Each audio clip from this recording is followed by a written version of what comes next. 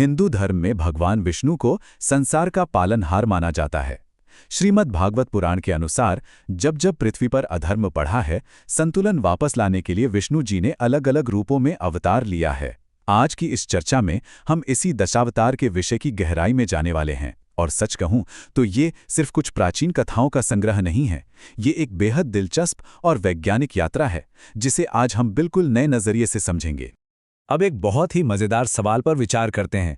क्या ये मुमकिन है कि हमारे प्राचीन ग्रंथ आधुनिक जीव विज्ञान यानी बायोलॉजी के विकास के चरणों को इतनी सटीकता से दर्शा सकें?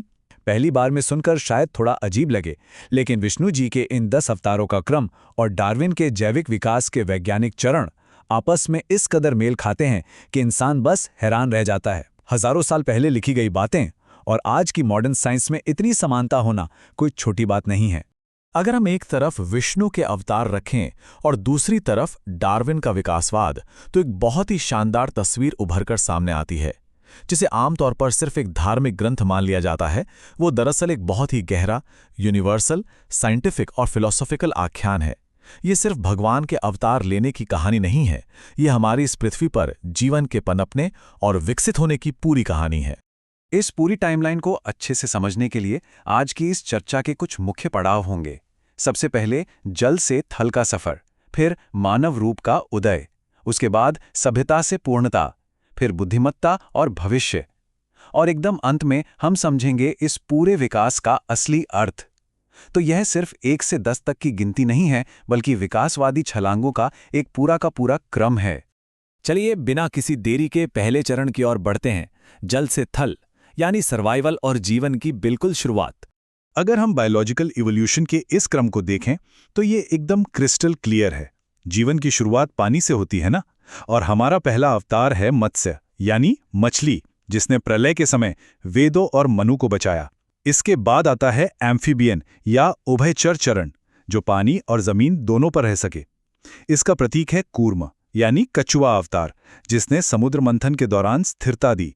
फिर जीवन पूरी तरह जमीन पर आता है, एक मैमल या स्तनधारी के रूप में, जिसे वराह अवतार से दर्शाया गया।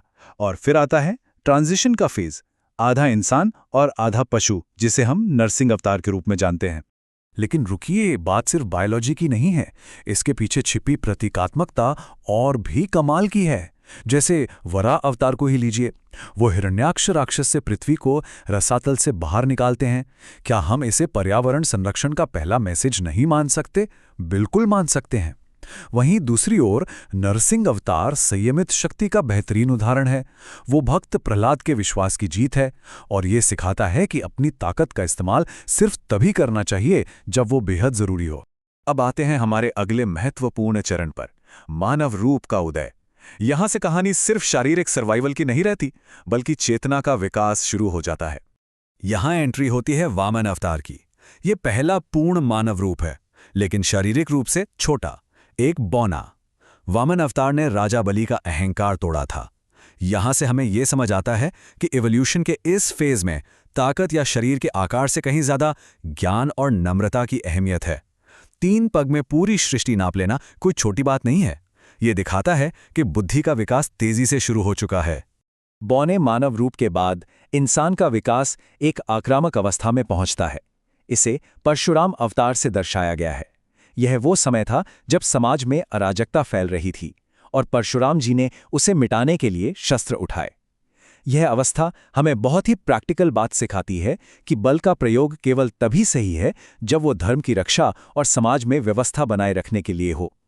यह अर्ली ह्यूमन सोसाइटी में न्याय सेट करने का शुरुआती प्रयास था। अब हम एक बहुत ही गहरी अवस्था में प्रवेश करते हैं, हमारा तीसरा चरण, सभ्यता से पूर्णता। यहां समाज के नियम और आत्मिक विकास केंद्र में आ जाते हैं। राम अवतार, जो एक आदर्श मानव और एक सभ्य समाज की मर्यादाओं का प्रतीक हैं। एक पत्नी, एक वचन और एक बाण। देखिए, ये सिर्फ कुछ रैंडम नियम नहीं हैं, ये दर्शाते हैं कि एक सिविलाइज्ड सोसाइटी काम कैसे करती है। राम अवतार हमें सिखाते हैं कि जिंदगी में चाहे कितने भी बड़े तूफान क्यों ना आए, इंसान को अपनी गरिमा और मर्यादाओं का पालन कैसे करना चाहिए। यह इंसानी विकास का एक बहुत ही अनुशासित चरण है। मर्यादाएं तो सेट हो गईं, इसके बाद क्या?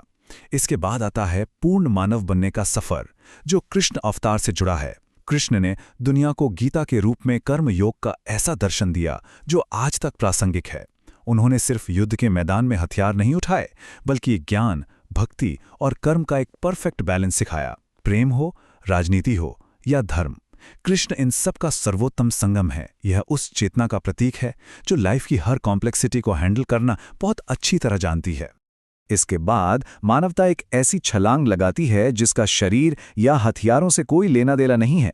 ये पूरी तरह से मेंटल और इंटेलेक्चुअल है। बुद्ध अवतार इसी बौद्धिक अवस्था का प्रतीक हैं। समाज आक्रामकता और युद्ध से बहुत आगे निकल चुका है। अब पूरा फोकस अहिंसा, ध्यान और ज्ञान पर है। ये चेतना का वो प्रबुद्ध और शांत स्तर है जहां इंसान पूरी दुनिया को शांति और आत्म जागरूकता की राह पर ले जाने की कोशिश करता है। अब बात करते हैं हमारे चौथे चरण की, बुद्धिमता और भविष्य।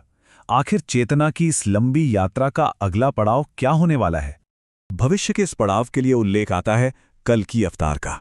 पुराण कहते हैं कि कलयुग के अंत में जब अधर्म अपनी सारी सीमाएं पार कर जाएगा, तब कल की अवतार धर्म की फिर से स्थापना करेंगे। अगर हम इसे इवोल्यूशन के नज़रिए से देखें तो ये कोई आम योद्धा की कहानी नहीं है। ये मानव चेतना के एक नए और बहुत ही उच्च स्तर का संकेत है। जब पूरा सिस्टम क्रैश होने की कगार पर होता है, तब चेतना एक नया रूप लेती है ताकि सब कुछ फिर से रीसेट और बैलेंस किया जा सके। और अब हम अपने अंतिम और सबसे महत्वपूर्ण खंड पर पहुंच गए हैं, विकास का असली अर्थ। इतने सारे अवतारों और उनके संदेशों का दार्शनिक निष्कर्ष क्या है? इस पूरी लंबी चर्चा का सार बस यही है कि ये 10 अवतार सिर्फ सुनने वाली कहानियां नहीं हैं। मत्स्य से लेकर कल्कि तक का ये सफ़र हमें ये बताता है कि इंसान का असली विकास सिर्फ शरीर का बदलना या सर्वाइव करना नहीं है, बल्कि अपनी चेतना, अपनी कॉन्शियसनेस को ऊपर उठाना है। हर एक अवतार ने हमें जीने का एक नया और बेहतर तरीका सिखाया है। असली प्रगति हमारी सोच और हमारे मूल्यों में है। तो अंत में एक बहुत ही गहरा सवाल छोड़कर जा रहे हैं। इंसानियत के भविष्य के लिए इनमें से कौन सा इवोल्यूशनरी आइडियल सबसे ज्यादा मायने रखता है? क्या हमें आज वराह के पर्यावरण संरक्षण की जरूरत है या राम की मर्यादाओं की? बुद्ध की शांति चाहिए या कृष्ण का कर्मयोग? ये सोचने वाली बात है कि एक बेहतर कल के लिए आज हमें अपनी चेतना को किस स्तर पर ले जाने की सबसे अधिक आवश्यकता है। इसी विचार के साथ आज का ये विश्लेषण यहीं समाप्त होता है।